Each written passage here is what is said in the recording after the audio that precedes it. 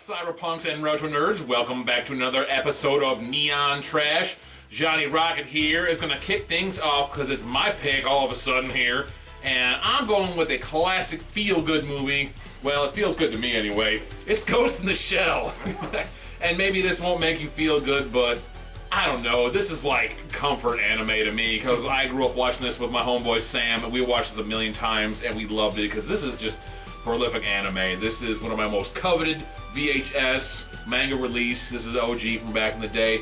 Sorry, BC, it is the dub version. But we're going to soldier on anyways. Could you find a trailer for this? Gotta go somewhere. I mean, You may or may not peep this shit. But regardless, when we get back, you'll know our opinion on Ghost in the Shell.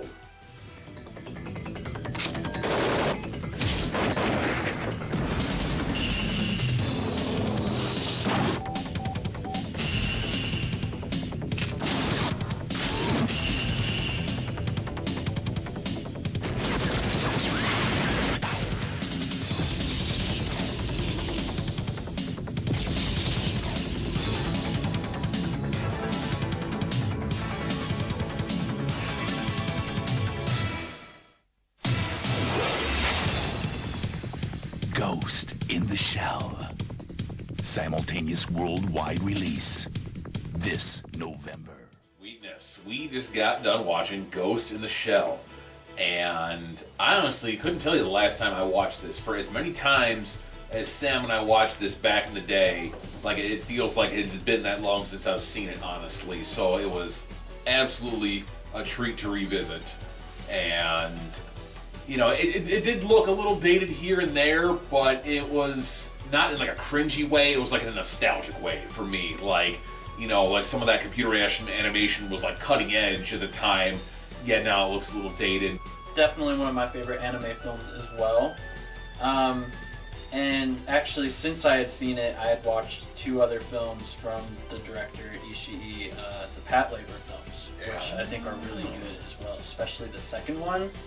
And what I noticed is kind of like a consistent thing with his style across all these films is that there's a lot of weighty dialogue, but then he kind of breaks it up with these scenes that are all about the visuals and the music, but they're also there, in my opinion, to kind of like just make you think and let it all simmer. Yeah, and you need those moments, because some of the stuff that they discuss in this film, you're like, dude, like you'd have to watch it like 10 times to even fully. I think it's one of the reasons we probably watch this over and over again, because it's deep, folks. So I really like that about his style, and I mean, it's impressive that he can fit so much into roughly 80 minutes, and you know, have it not be too overwhelming and have it actually impact you in a meaningful way.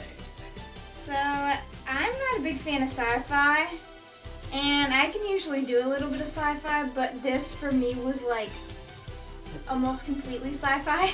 It's like literally none of it was like relatable for us at this point because it was so like futuristic and like abstract ideas that it was like if you miss 5 minutes you're not really gonna understand because like we obviously don't know anything about the ideas that they're talking about.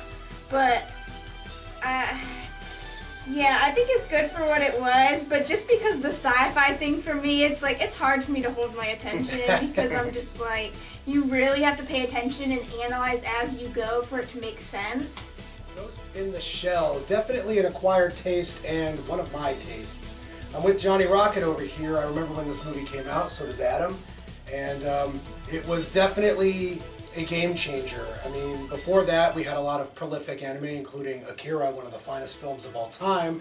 But Ghost in the Shell, I felt like took that significance of Akira and brought it into a new era, the 90s, because Akira is decidedly an 80s film, and it's, you know, amazing because of it. This is definitely decidedly 90s anime. Up to this point, I'd only seen bits and pieces. This is kind of actually my first time seeing it in its entirety, believe it or not. Wow, really? Yeah, crazy, huh? So, you know, I definitely appreciated where this movie was coming from in terms of the existential questions it was posing about, you know, human nature and its relation to technology. That's become even more relevant in the era we're living at now when we're all attached to our cell phones. Although I gotta say though that I definitely appreciated it from that angle, and the animation is amazing. Still holds up today, in my opinion. Does not look dated at all. So it deserves a lot of credit for that. I gotta admit though that despite how much I, liked where they were going, the questions they were asking, I felt that within the presentation, the format, the plot almost was biting off more than it could chew at some point, at points in time. So it just felt. It felt a little convoluted, and it was hard to sort of connect for me in that regard. So it fell short in a few ways plot-wise, but overall it was pretty satisfactory. So, and for that reason, I guess I will have to award it 7 stars. I mentioned Akira being one of the finest animes of all time. I still feel that way, and I gotta put this in the same echelon as that. But I do prefer other animes over this one, maybe in terms of story or style or whatever you're coming at. There's definitely going to be a preference. This is high-tech 90s anime at its best. I'm going to go ahead and give it a solid 8.5 out of 10. I feel like they were just trying to do way too much, and I forgot to mention that I did like the soundtrack and the animations a lot, so that was awesome. But again, the sci-fi. Like, I liked Akira because there was a little bit of sci-fi. It wasn't a lot, but a lot of sci-fi for me, I just get lost, and I'm just like, oh, it just gets to be too much for me. So I hate to say it, but I'm gonna give it a 5. Damn. She's as cold Nothing against as ice. Nothing against the movie, just my personal preference in movies that I like, because sci-fi is at like the very low end of genres I'm interested in. Yeah, that's how you feel. It is what it is. I I cannot take offense, Well, let's bring this back here. Damn!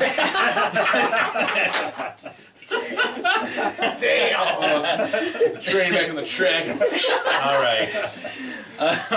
So actually, the first time I had watched this last year, I had given it a 9 out of 10, and I think the only thing that kept me from giving it that perfect rating is that it is purely just a lot to take in. And so being able to watch it a second time around, despite it being the dub, like it's still dealing with all the same stuff, so you can process it a bit more. And so for me, I'm going to up my score to a 10, and I think the main thing that sells me is that, like, yes, it is dealing with rapidly increasing technology and the anxieties and fears that come with it, but I think the grander point of it all is, like, it's asking the question of what it means to be a human. To wrap this all up and put a nice little bow on it, actually, Adam did bring up a good point, and I think it's relevant that it maybe did bite off a bit more than it could chew as far as the plot goes.